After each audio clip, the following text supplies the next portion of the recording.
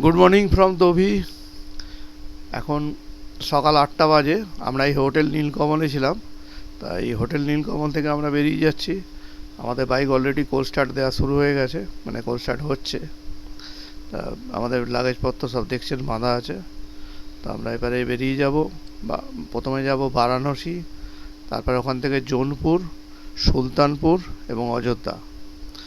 তা আমরা ঠিক করেছি আমরা পূর্বাঞ্চল এক্সপ্রেসওয়ে ধরবো না, কারণ স্থানীয় হোটেলের লোক এবং অন্যান্য লোকেরা যেটা বললেন যে 100 কিলোমিটার প্রায় সিঙ্গেল রাস্তা দিয়ে যেতে হবে।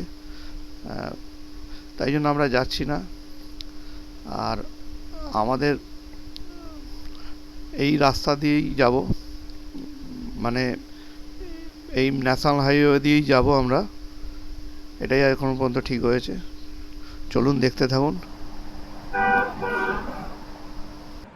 ক্যামেরাটা যদি পড়ে যায় তো ভেঙে যাবে গো।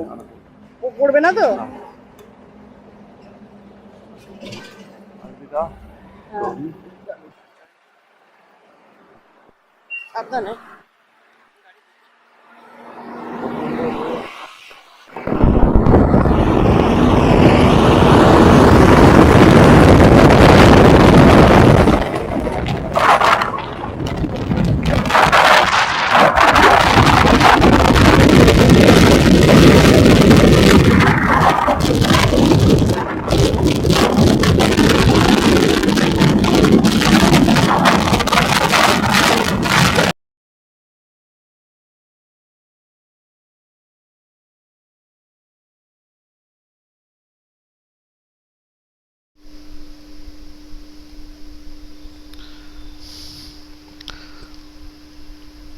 বিহারের রাস্তায় বেশ ভালোই কাজ হচ্ছে, আপনারা দেখতে পাচ্ছেন। রাস্তাটা মোটামুটি জায়গায় জায়গায় 3 লেন করে দিয়েছে। এই আমরা আবার খারাপ রাস্তা ঢুকে গেলাম। খারাপ রাস্তা মানে আবার অফরোড। মোটামুটি এই অফরোডের মধ্যেই ঢুকে পড়লাম। জানি না, মনে হচ্ছে কিছুটা ভুল করলাম নাকি। এইটা দিয়ে যে যাচ্ছি আমরা, যাই হোক, এখন একটু যাই, দেখি কতটা যেতে পারি। রাস্তাটা বেশ ভালোই ডিস্টেন্স মনে হচ্ছে কভার করতে হবে। দেখি কতটা অফরোড জানি না।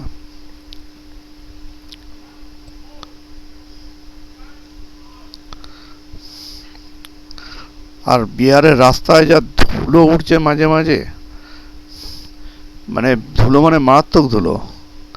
বিহারে কাজ প্রচণ্ড পরিমাণে হচ্ছে।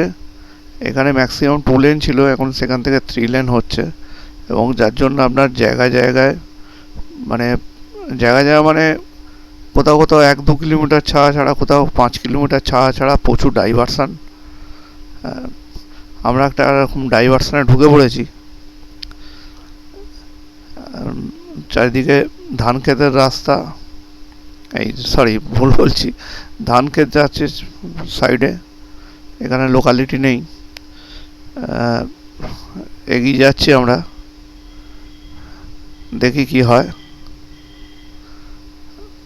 আমার যতটা মনে হচ্ছে, এই দেখুন এখানে প্রচুর তাল গাছ রয়েছে। বিহারে ওই জন্য গুড় প্রচুর হয়। এখানে একটা ফ্লাইওভার মনে হচ্ছে কাজ হচ্ছে, ফ্লাইওভারটা দেখি। ও বাবা, এ তো দেখছি রাস্তাই নেই। এই রে, ভুল করেছি আমরা। দেখি উপর দিয়ে ব্যাক করা যায় কিনা।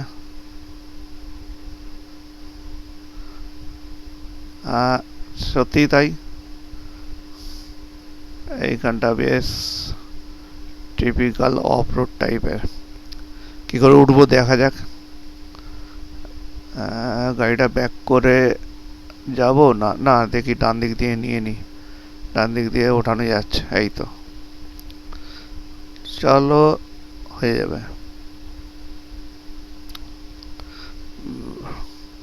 দেখি এখানে বাঁ দিকে কোনো শর্টকাট পাই কিনা, যেখান দিয়ে বাড়িটা নামিয়ে দেবো। এই লোক দুটোকে জিজ্ঞাসা করি, দাঁড়ান।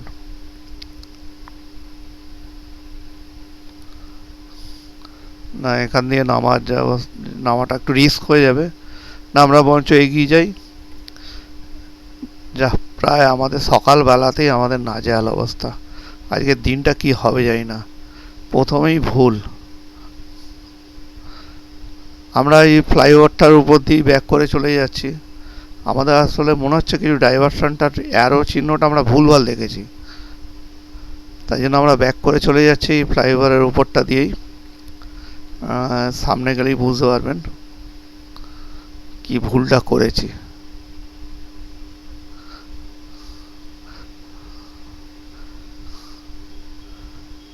রাস্তা চারিদিকে হচ্ছে, দেখুন না, মাটি কাদা, কোথাও কোথাও সিমেন্টের ভালো রাস্তা, মানে বিহার নাজেহাল করে দিচ্ছে আমাদেরকে।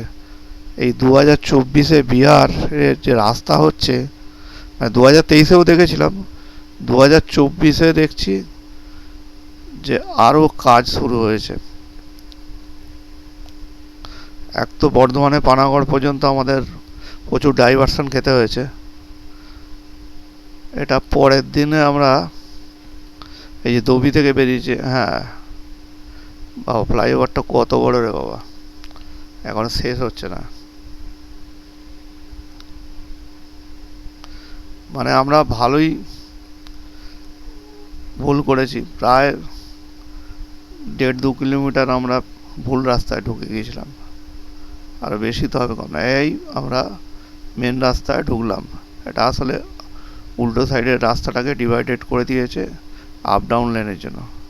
এবারে মোটামুটি ফাঁকা রাস্তা পেয়েছি, এইভাবেই যেতে হবে। কারণ গত বছর দেখেছিলাম যে মোটামুটি বিহারে প্রচুর কাজ হচ্ছে, বিহারের রাস্তা এরকম প্রচুর ডাইভারশনই থাকবে।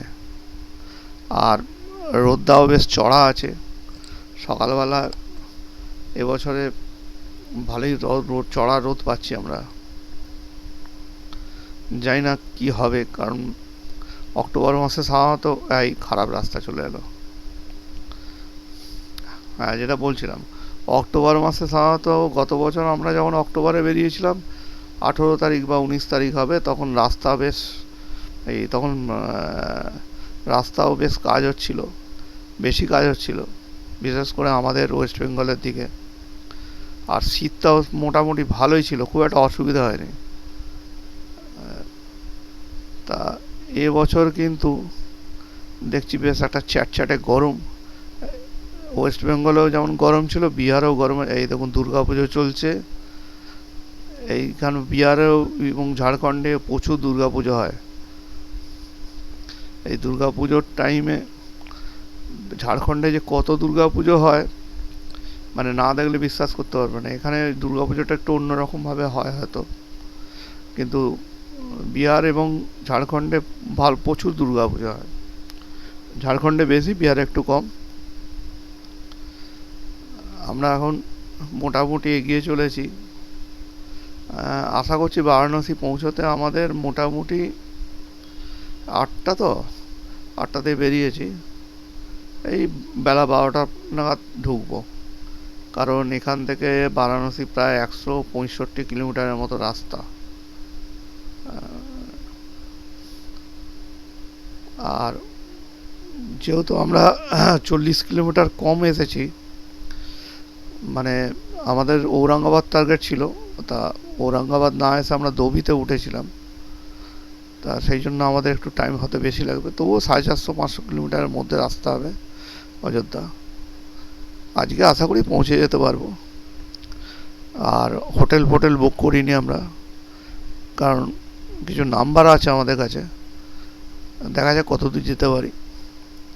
আর আমাদের কোনো মানে টাইম নেই, মানে ফিক্সড কোনো জায়গা নেই যেখানে আমরা মানে যেতেই হবে। তা আমরা যেখানে যেরকম সুবিধা পাবো আমরা থেমে যাব, এটাই ঠিক করেছি। এখন তো আকাশ বেশ পরিষ্কার, তবে মনে হচ্ছে একটা বৃষ্টির চান্স আছে আজকে এদিকে। এই দেখুন আবার ডাইভারশন শুরু হয়ে গেছে।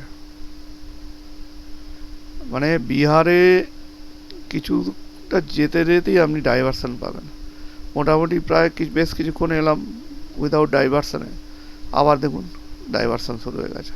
আর এই ডাইভারশানগুলোতে এত ধুলো উঠছে, মানে কি বলবো, সব মুখ চোখ ঢেকে যাচ্ছে। এখানে এরা জলও দেয় না। এই দেখো আবার ডাইভারশন, দেখতে থাকুন। এরকম ডাইভারশনওয়ালা রাস্তা। বিহারে প্রচুর চাষ হয়, চারিদিকে ধান, এই যে ধান চাষ হয়ে আছে দেখুন। এবার টাইম হয়ে গেছে, দেখতে থাকুন। Good evening from Jaunpur. আমরা এখন জৌনপুরে এসে পৌঁছেছি। জৌনপুরে একটা হোটেল নিয়ে আছি। আমরা এখন এসেছি একটুখানি ডিনার করতে। তা রাস্তা আমাদের আজকে প্রচুর দুর্ভোগ গেছে, কারণ হচ্ছে আমরা গুগলের চক্করে পড়ে বারাণসীর রাস্তাতে 3 ঘন্টা চক্কর কেটেছি। মানে 3 ঘন্টা ধরে জাম রাস্তার মধ্যে ঢুকে গিয়েছিলাম। আমাদের সবথেকে বড় ভুল হয়েছে, আমরা মোগলসরাই দিয়ে শর্টকাট করতে গিয়ে, লোকের কথা শুনে শর্টকাট করতে গিয়ে আমাদের এই ভুলটা হয়েছে। তা আপনারা যারা আসবেন সবসময় বারাণসী পৌঁছে রিং রোড ধরবেন, আমাদের মতো ভুলটা আর করবেন না। কারণ হচ্ছে প্রচুর জামের মধ্যে পড়তে হবে। তা গুড নাইট।